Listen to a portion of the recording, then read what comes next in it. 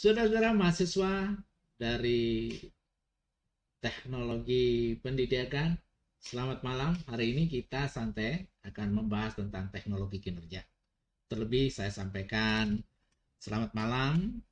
Assalamualaikum warahmatullahi wabarakatuh. Salam, Om Swastiastu, Namo Buddhaya.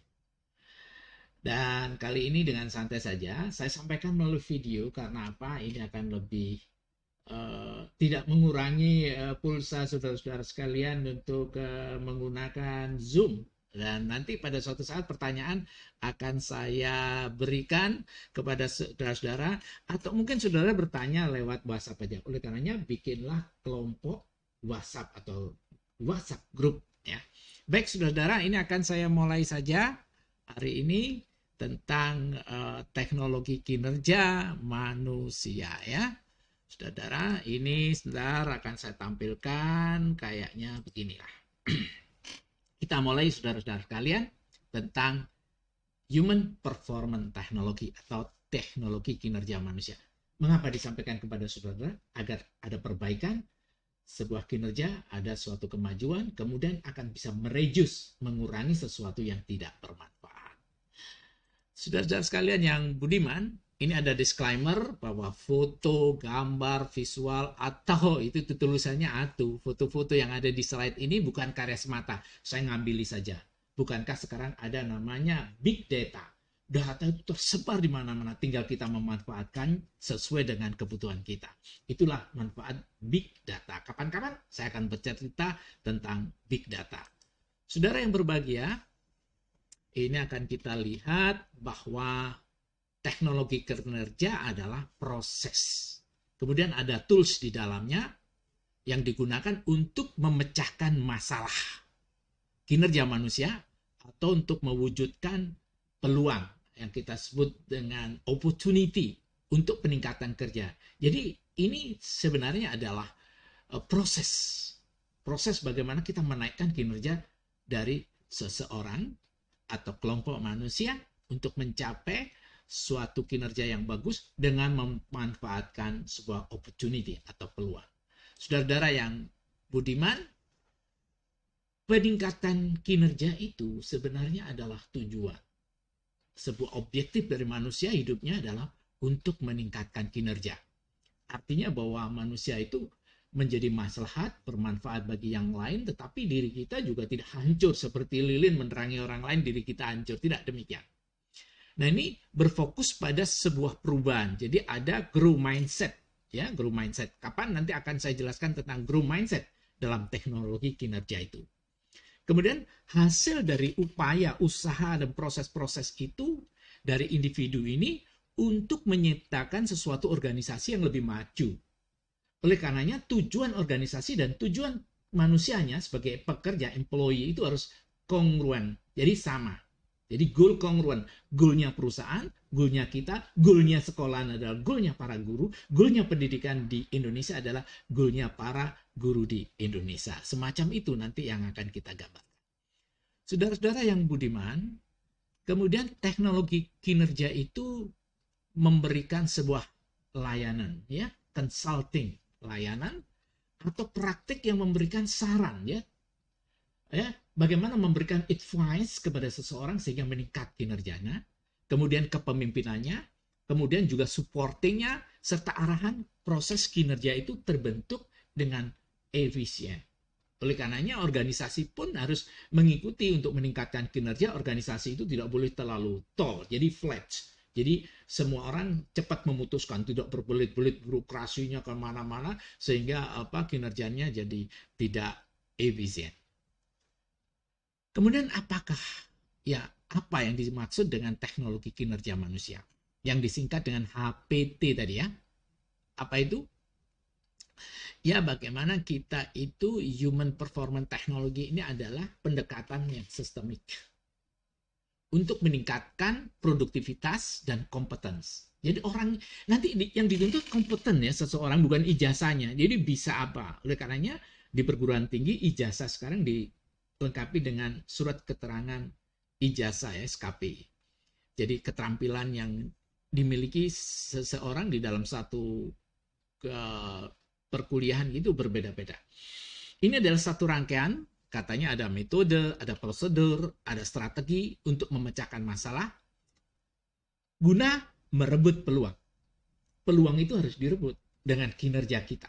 Oleh karenanya, coba aja dulu kalau kita melihat ya, mohon maaf ini, pisang goreng hanya begitu saja. Setelah diberi topping, keju dan sebagainya akan menjadi luar biasa. Itu merebut peluang. Ini ada kinerja yang dilakukan oleh kita dengan menggunakan kelincahan mental kita yang disebut dengan mental agility. Mental yang lincah. Saudara-saudara mahasiswa yang budiman, teknologi kinerja manusia itu berdampak pada faktor kinerja individu. Selanjutnya membantu meresapkan solusi atau maksudnya bukan meresepkan ya, membuat formula solusi yang tepat penting untuk mengidentifikasi faktor-faktor yang mempengaruhi kinerja itu sendiri. Dan sekali lagi yang direbut tentu peluang. Kalau kita lihat, sebenarnya teknologi kinerja manusia itu melakukan suatu sinergi, menggabungkan 3 proses fundamental atau proses yang sangat mendasar. Pertama adalah kita harus analisis pada kinerja itu, kemudian menganalisis penyebab kinerja itu bisa meningkat atau turun, kemudian intervensi apa yang diberikan.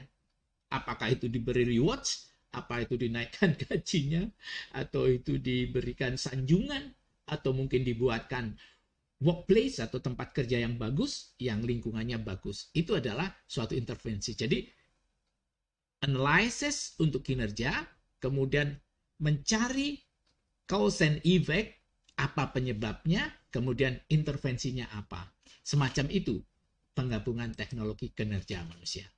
Kemudian apa luarannya, outcome-nya. Jadi expected outcome-nya apa? Yang diharapkan dari keluaran setelah kita menganalisis, kemudian kita juga mencari sebab akibat, kemudian kita memberikan intervensi dalam bentuk apa, solusi apa.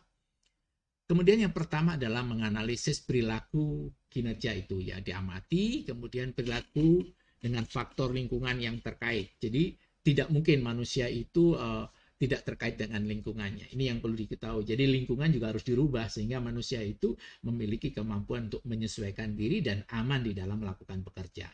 Bukankah orang itu safety, aman, kemudian meningkat kepada kesejahteraan, prosperity. Kemudian menentukan penyebab kedua, yaitu perilaku teladan dan masalah. Jadi pentingnya perilaku teladan. Jadi ada yang mengatakan begini, Adik Yume, mengatakan gini, verba movent exemplamanen, berbicara saja itu akan hilang. Movent, tapi kalau kita teladan itu manen, permanen. Jadi keteladanan itu penting. Kemudian punya desain kemungkinan intervensi solusi yang disebut. Tersebut apa? Jadi penyebabnya apa? Solusinya apa? Apakah ini perlu ditingkatkan gajinya? Ini perlu insentifnya? Perlu lingkungannya dibangun yang bagus. Kemudian juga memantau, ya, memonitor hasil apakah yang dilakukan intervensi tadi, menaikkan gaji tadi atau membuat ruangan yang bagus tadi memang efektif. Jadi kalau intervensinya tidak efektif, kemudian melakukan new analysis, dianalisis lagi sebab penyebabnya apa, tentu ada intervensi baru. Saudara-saudara, prinsip dasar teknologi kinerja manusia itu fokus pada hasil ya. Kemudian kalau bisa ada added value, menambah nilai, fokus pada usaha tujuan organisasi, kemudian yang penting adalah membangun kemitraan. Karena manusia itu sebetulnya adalah sebuah kalau kita katakan sebuah organ-organ yang kalau bekerja sama menghasilkan sesuatu yang lebih bermanfaat. Demikian saudara-saudara. Nah, sekarang mengapa kita terapkan kinerja teknologi manusia? Pertama adalah alasan orang itu melakukan seperti apa yang diharapkan. Cocok solusinya tepat untuk masalah kinerja, katanya gitu. Pilih solusi yang praktis. Ini kata-kata saya. Jadi sebetulnya kita melihat kenyataan, kemudian apa yang cocok dengan mereka, kemudian diberikan solusi yang sesuai dengan orang itu untuk diberikan iki loh peluang Anda, kemudian kita pilih solusi yang praktis dan solutif itu. Itu diterapkan. Nah, sekarang teknologi kinerja manusia adalah tepat ketika apa? Anda telah diminta untuk mengimplementasikan solusi pelatihan. Wow, Pak atau Bu Guru, wah pelatihan ini nih. Anda telah diminta untuk membantu dengan masalah kinerja. Anda telah diminta untuk membantu dalam melaksanakan sesuatu. Nah, itu tepat ketika itu kita mendapatkan tugas itu.